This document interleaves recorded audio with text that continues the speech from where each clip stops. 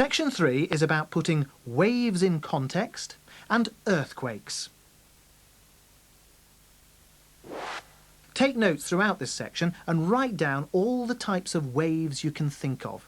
See if you can find something to say about each wave. Here are a few general facts about waves. Waves transfer energy from one point to another. The distance from one crest to the next is called the wavelength. The symbol for wavelength is the Greek letter lambda.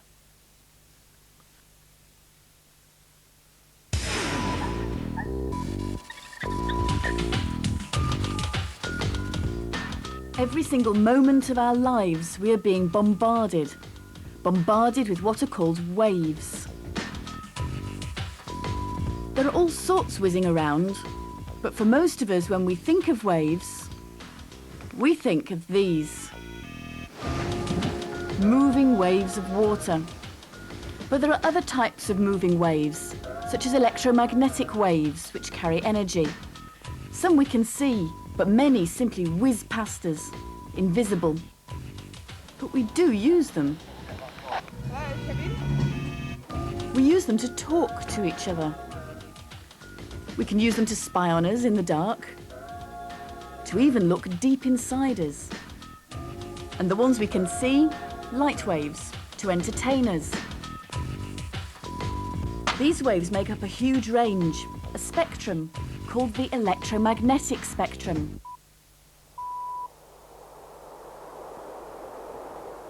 The only part of the spectrum we can see is called light. But how does this sunlight reach Earth? Well, light is made of waves.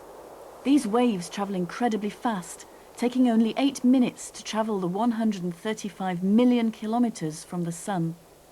They travel in straight lines, and we sense them here by entering our eyes. The colour of sunlight isn't really white, but made up of a whole range of colours.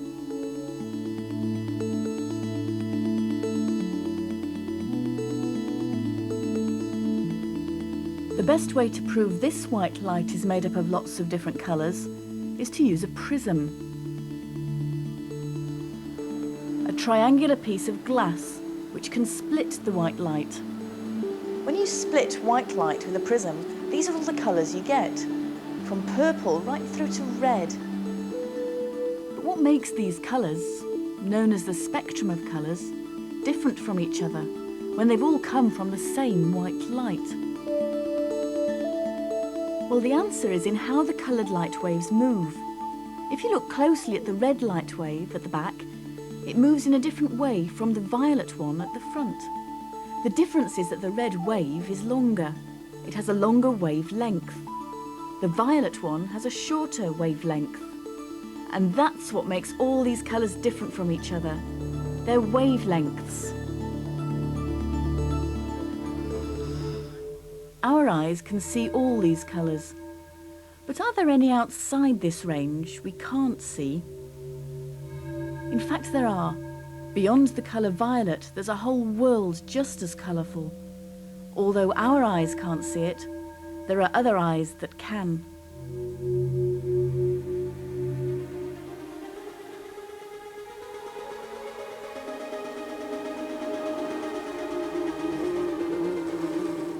If you were a bee, you'd see a different range of colours. Bees can see ultraviolet light waves.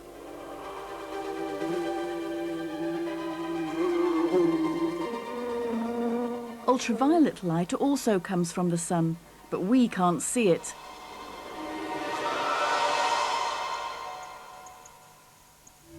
So bees can see beyond what we can see at this end of the spectrum of colours. But what about the opposite end? Could there be anything beyond red?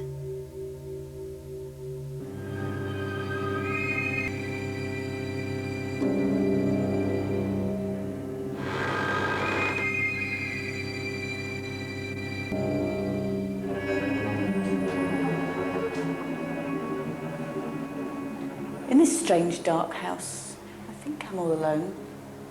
Who knows?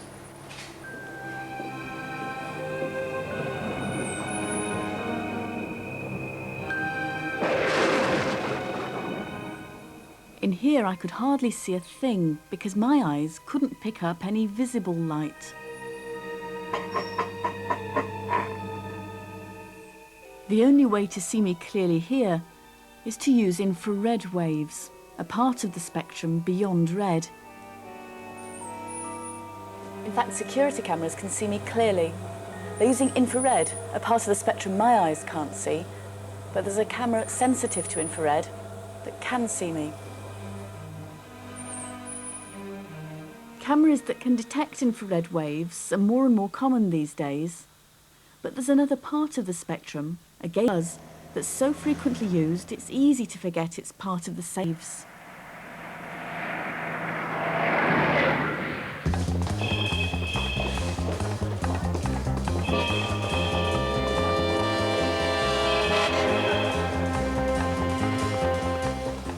Hello, Helen. Hi, Joe. If you pop up on here, I'll show you how we take an X-ray. Okay. X-rays. They're used every day in hospitals, and what makes X-rays so special is that they have a very short wavelength and can actually go right through your body, as Joe Gledhill explains. Move you down like this, so the right bit of you was underneath the X-ray tube. The X-rays would come from up here, go through you, through the table, and down onto this X-ray plate under here, which has a special film that's sensitive to X-rays. Okay. Thank you. As X-rays can go right through parts of the body, with X-ray sensitive film we can actually take pictures of what's going on inside.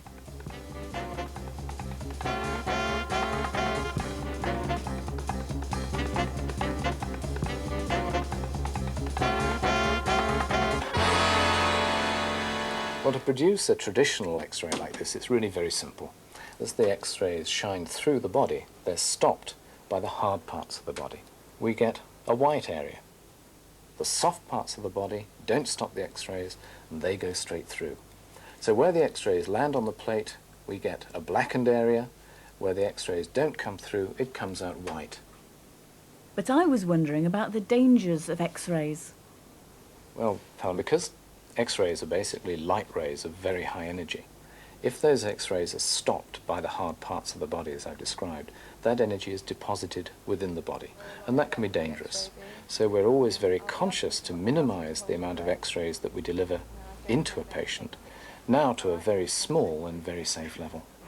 My Joe, who works with X-rays every day, stands behind a protective screen.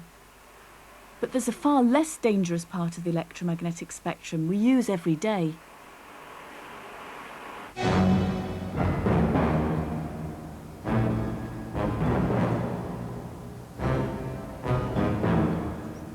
Radio waves.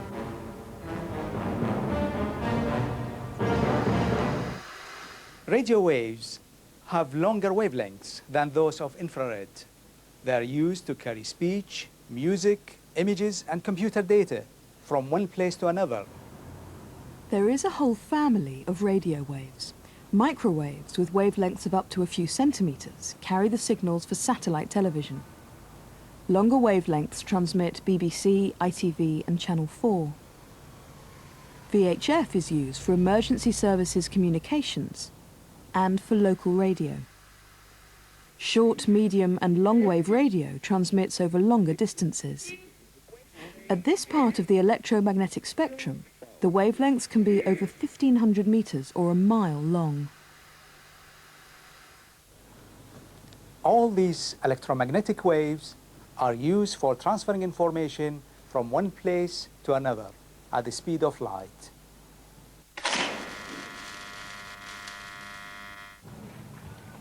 It's impossible to actually see any of these very fast waves, but there are waves that travel much more slowly. Now, in order to understand the properties of electromagnetic waves, we need to look at waves which we're more familiar with. Water waves have the same properties as electromagnetic waves. Here we're able to look at the waves in a more controlled way. A small electric motor agitates the water, generating what are called plane waves. A property of waves which is easy to take for granted is reflection. Here we can see the plane waves approaching the surface and being reflected.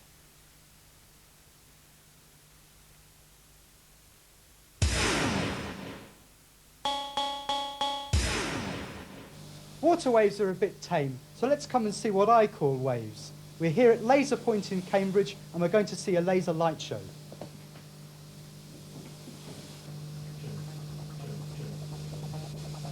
Now that's what I call reflection. To produce the image on the screen behind me, the laser beam is scanned across it times a second by bouncing it off two tiny mirrors.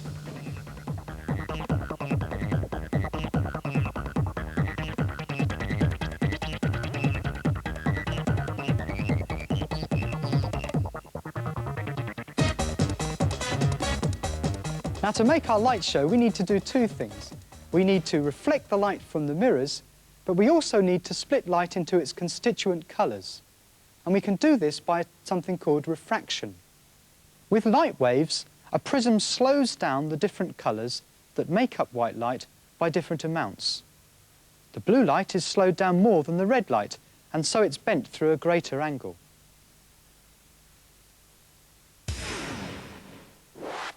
When white light passes through a prism, the component colours travel at different speeds and take different paths through the prism. Notice how the red light in this diagram is bent the least and the violet light is bent the most.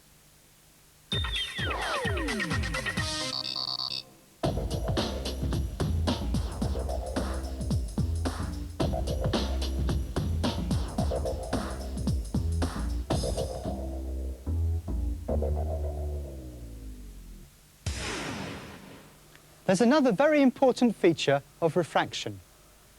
As you increase the angle at which the light strikes the block, so the wave is refracted more. Eventually, beyond a certain angle known as the critical angle, all of the light is reflected from the surface. In other words, it acts just like a mirror. This is known as total internal reflection. Total internal reflection is the means by which an optical fibre can transmit light from one destination to another. We can launch the light from a laser into the fibre and it bounces backwards and forwards by total internal reflection until it reaches the other end. At the BT Labs in East Anglia, optical fibres are researched and developed as they're the true superhighways of the revolution in communications, able to carry an astonishing amount of information at the speed of light. So far, we've been talking of electromagnetic waves travelling in straight lines. A less familiar property of waves is that they can bend round corners. This property is called diffraction. All waves have the same basic properties. Although we can't see electromagnetic waves, we can show that they diffract in the same way as water waves.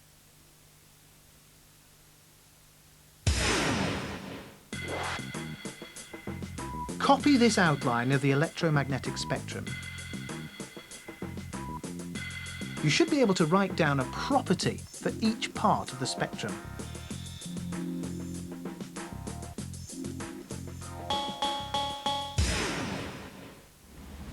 So what is sound? It's produced by vibrating objects. Can you hear that? All matter is made of particles. As the ruler bends forward, it pushes particles in the air closer together. This makes a region known as compression, which moves forward like a stack of dominoes pushed over. As the ruler moves backwards, the particles in the air move further apart, making a region called rarefaction. The ruler moves forward again, making another compression, which forces the rarefaction and first compression forwards. In this way, compressions and rarefactions move out from the ruler, making a sound wave. But it's not just a noise that we hear. We can hear if a sound is low or high, low-pitched or high-pitched. The pitch of a sound is determined by the number of vibrations produced in a second. That rate, or frequency, with which sound waves are produced is very important. The higher the frequency with which the air vibrates, the higher the pitch. The lower the frequency of air vibrations, the lower the pitch.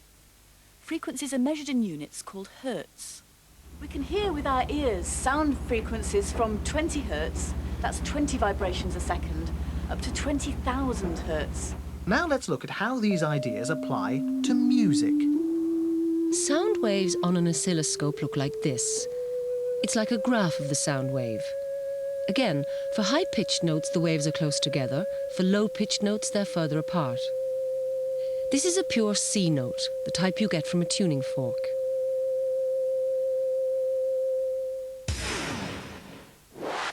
One of the best ways to study waves is to look at water waves. When we throw a pebble in a pond, waves spread out in all directions. The energy of the pebble is transferred to the wave. The energy makes the water vibrate up and down. The waves carry the energy to the bank. The name for a wave that vibrates at right angles to the direction of travel is a transverse wave.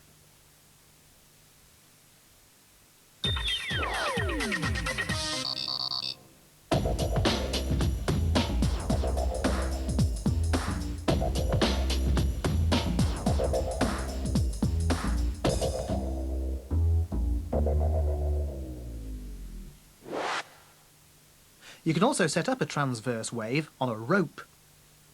In all these cases, the vibration is at right angles to the direction the energy is travelling. A slinky spring can carry another kind of wave. If you push and pull the end of the slinky, you get compression and expansion of the spring. The vibration is along the same direction as the energy is travelling, and this is called a longitudinal wave.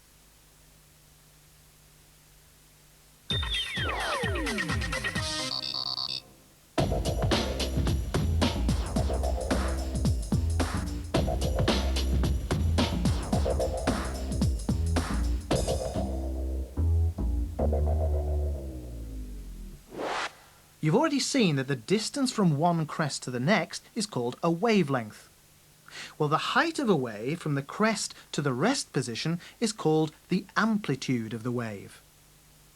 The frequency of a wave tells you the number of waves passing a point each second, and you measure the frequency in hertz. You can calculate the speed of a wave. The speed of a wave in meters per second is equal to the frequency in hertz times the wavelength in meters.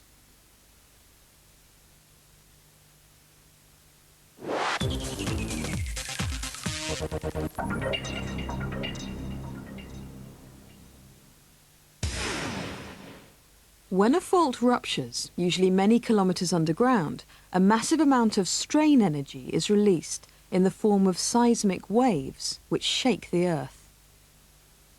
A moderate earthquake rings the Earth like a bell. Every single sand grain on the globe dances to the music of that earthquake. A seismologist's tools are simply these, a seismometer, which measures the shaking of the Earth in response to that event. Now, if I pop the top off, you can see how simple a tool it really is.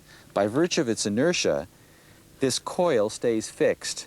When the ground moves up and down, the frame moves up and down inside the coil.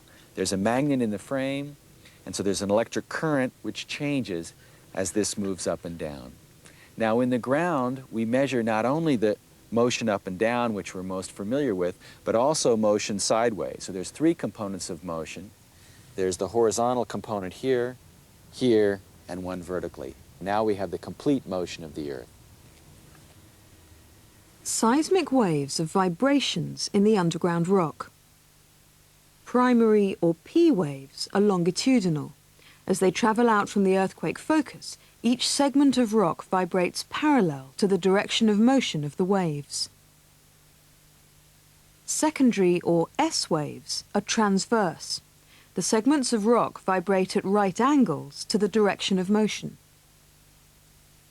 P and S waves cause very different effects at the ground surface. Most of the casualties of the 1989 earthquake were caused by falling buildings and other structures. Like many older buildings in San Francisco, the Geary Theatre suffered major damage. But an understanding of seismic waves allows structures like these to be effectively refitted.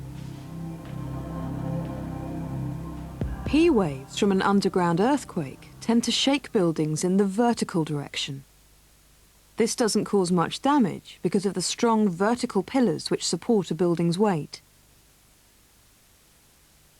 Let me demonstrate the behavior of buildings by using this model. The normal loading on buildings is its own dead weight, which loads the building in the vertical direction. Most buildings have substantial strength in this direction. However, most do not have enough strength in the lateral direction.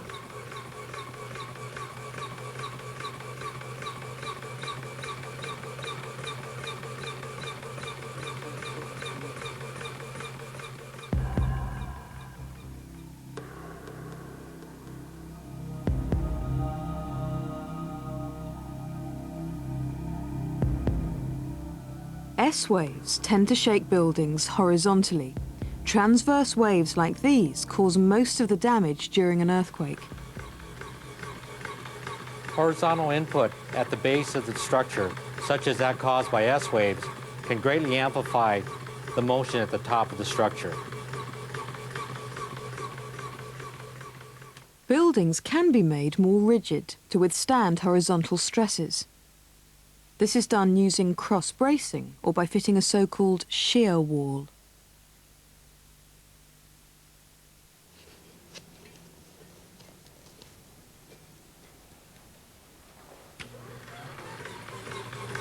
As you can see, with the addition of the shear wall, the amplification from the base to the top is greatly reduced. This is exactly what they're doing in the Ghieri Theater. They're adding strengthening walls. During future earthquakes, this will help prevent people from being injured or killed.